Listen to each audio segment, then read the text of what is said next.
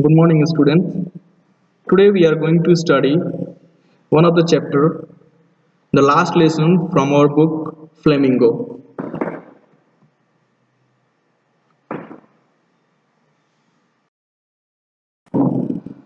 Now, as you can see, the upper portion that is not highlighted is the text of the book, and the underlined one means the bold one is the translation of what is written in the book.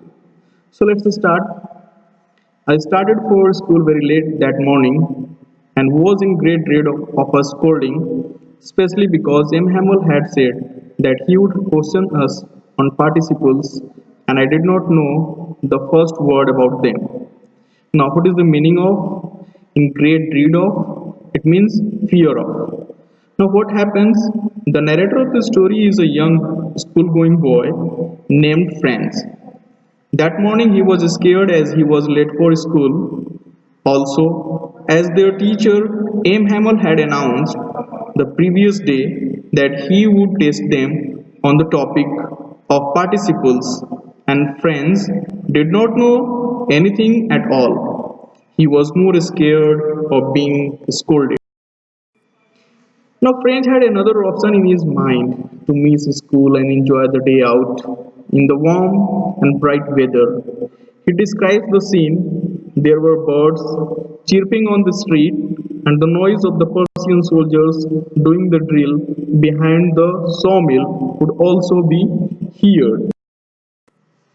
The scene outside was more attractive than the school, but Franz controlled the temptation and chose to attend school. Means he did not go to see the drilling of the Persian soldiers and the chirping of the birds in the bushes. As Franz walked past the town hall, he noticed a huge crowd at the notice board.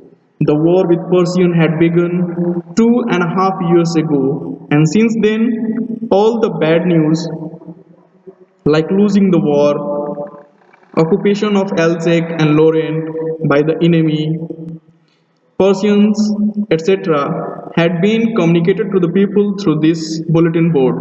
Franz kept on walking towards the school and thought in his mind that what news could have been put up at the board now. As he walked hurriedly towards the school, the blacksmith, who was also reading the news and had come along with his trainee, called out to Franz from behind and said that he needed go in such a hurry as there was plenty of time for him to reach school. You must understand what is trainee. Trainee is a book just like the beginners of English language study ABC. In the same way, for friends, there was a book, and that was blacksmith carrying with him. Friends thought that the blacksmith was making fun of him as he was already late for school. When Friends reached the garden outside the school, he was out of breath as he had walked very fast. Now, Friends describes the usual scene at the school in the morning. A lot of noise created by the moving of desks, children repeating their lessons, and teachers striking the tables with the ruler could be heard.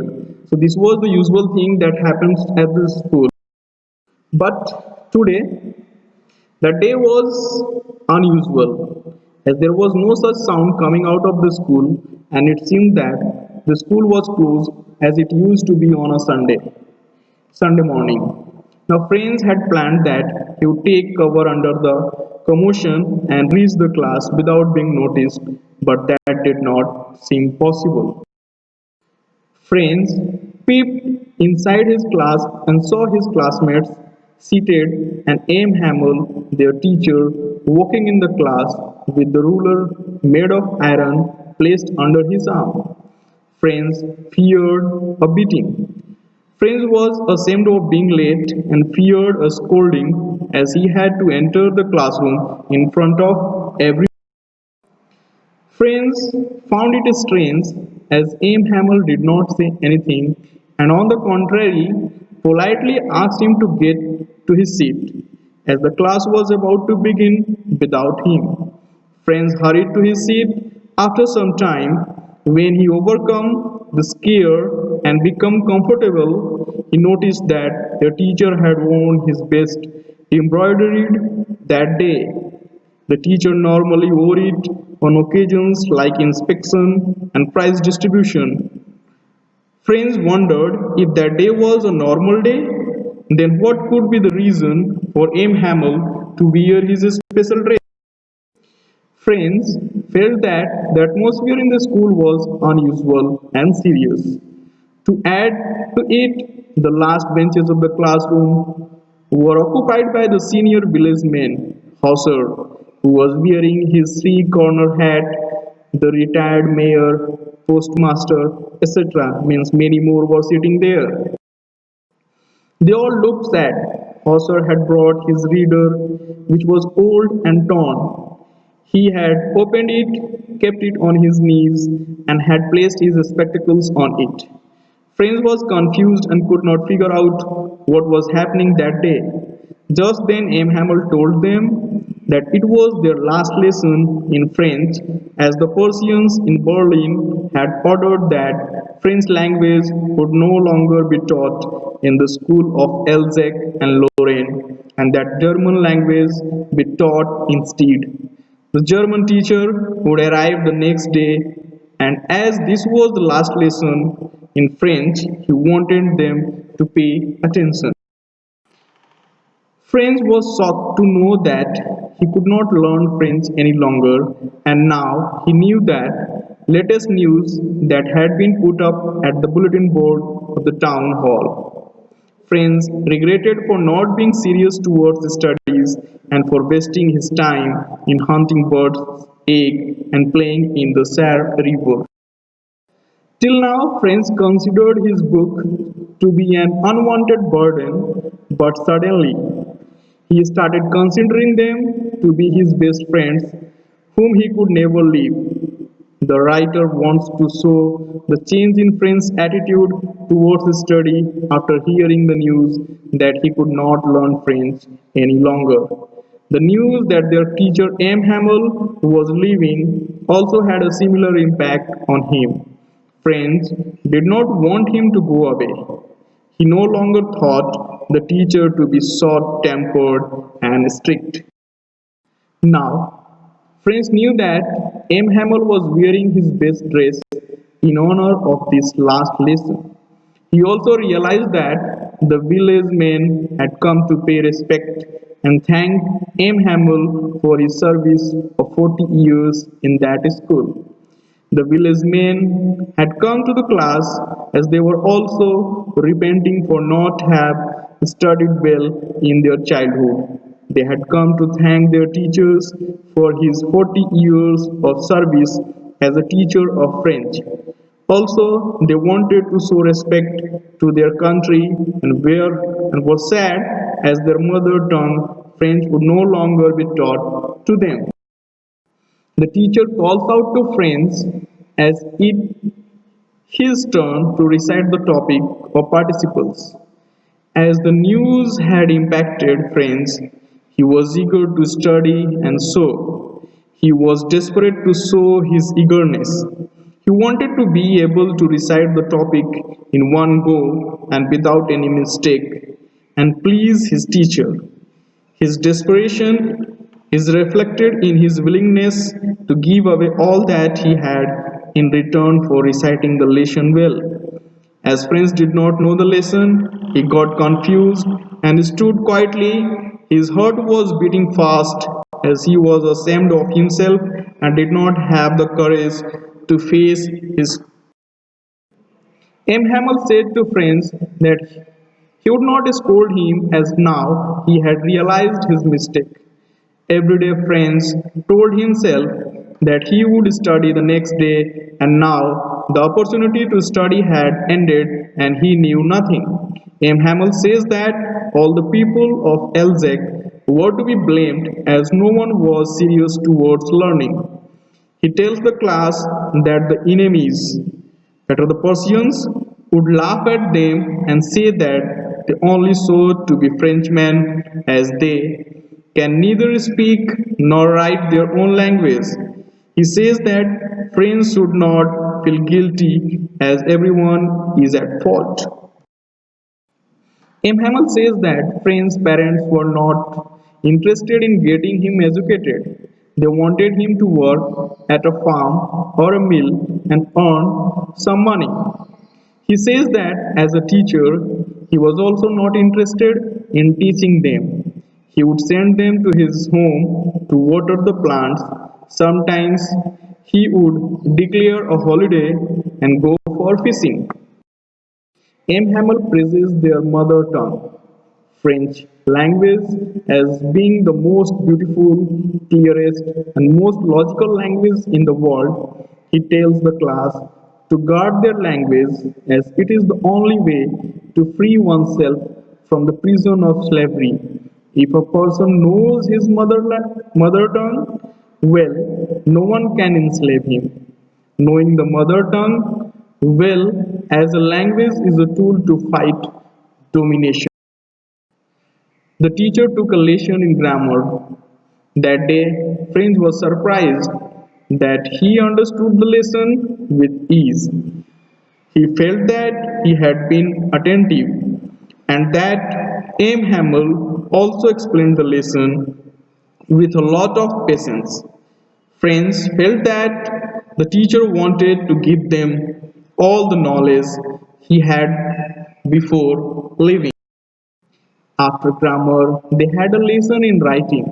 M. Hamel gave the class new notebooks with Franz, Elzek beautifully written on them. Friends felt that here was an air of patriotism in the class. The notebooks were like flags of France that were floating all around. The entire class was busy writing, and the only sound that could be heard was that of the pen writing on the. Once some mosquitoes flew into the class, but no one panicked as everyone was busy writing. The writer considered the pigeons sitting on the roof of the class to be students as well and says that even the pigeons were busy scratching the roof with their claws, and it seemed that they were also busy writing the task of French language. The coo sound of the pigeons could be heard in the class, and friends wondered what would the Persian force the pigeon also to change their language and coo in German. The writers wanted to say that language comes naturally to a being and it cannot be forced upon anyone, be it the pigeons or the Frenchmen. In between writing, French looked at M. Hamel, who sat still and stared at the different things in the classroom in succession, as if he wanted to memorize the appearance of everything before leaving. M. Hamel had been teaching at the same place for the last 40 years. The only changes were that the desk in the classroom had worn out due to use over the years. The walnut trees in the garden outside had grown taller. The hoovine on the outer wall of the school building had climbed up to the roof. French feels that the teacher must be heartbroken to be sent away from a place where he had spent 40 years of his life. The noises of his sister packing and moving their luggage could be heard from the room upstairs as they had to leave the next day. M. Hamel remained composed and heard the lesson from the entire class. After the writing task, there was a lesson of history, followed by phonetics, where they recited the sounds of alphabets. Friends referred to the class as babies because although they were grown up, they were reciting the lesson of phonetics, which is usually done by younger children. So he calls himself and his class to be babies.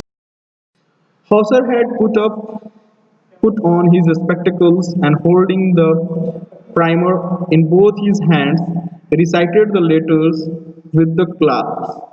He was crying, his voice trembled as he spoke. Friends had mixed feelings. He found it funny to see how an old man like Hauser was crying and trembling, and on the other hand, he also felt emotional like Hauser did. Friends could never forget this last lesson. Just then the clock at the church struck 12 and the prayer song began. At the same moment, the sound of the trumpets played by the Persian soldiers who were returning from the drill was heard.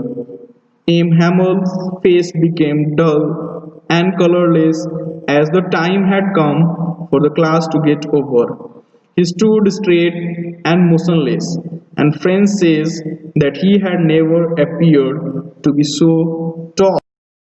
M. Hamill began to speak, but could not continue as he was overpowered by his emotions. He took a piece of chalk and wrote the word Viva la France, meaning long live France, on the blackboard as large as he could.